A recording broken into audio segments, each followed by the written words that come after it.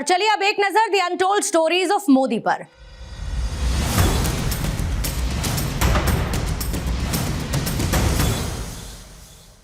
हर छोटी छोटी बात को समझाना और आम लोगों के सामने कैसे मिलना है, कैसे बातें करनी है और अपनी विचारधारा से लोगों को कैसे जोड़ना है, ये सब नरेंद्र भाई ने हमें सिखाया।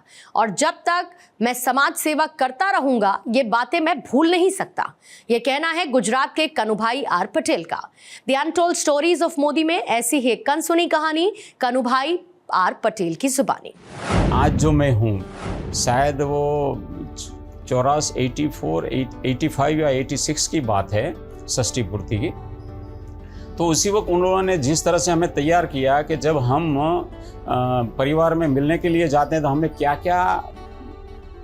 क्या ख्याल करना है, क्या क्या ध्यान में रखना है, हर छोटी छोटी बात पे भी वो हमें गाइड करते थे। हम भी परिवार में जाते हैं तो परिवार के साथ कैसे बैठना है, कैसे बातचीत करनी है, हमें ये हाथ पांव हिलाते हैं तो उस तरह से हिलाना नहीं है, उनसे आंख मिला के बात करनी है, मुद्दासर बात करनी है और परिवार की स्थिति देख के बात करनी है। इस तरह से छोटी छोटी बातों का भी हमें उन्होंने एहसास करवाया था।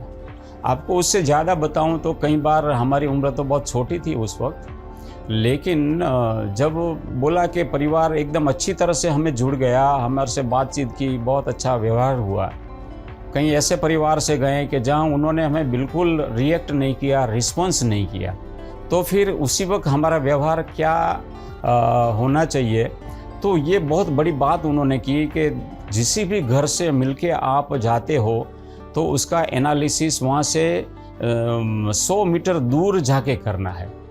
तो हमें बोला कि क्यों साहब, ऐसा क्यों 100 मीटर दूर जाके बात करें। तो उन्होंने बताया कि अगर घर एकदम अच्छी तरह से जुड़ गया तो, और वो बात आप बाहर आके एकदम हंसी खुशी से करोगे तो परिवार को ऐसा लगेगा कि वो हमें मूर्ख बना के गए।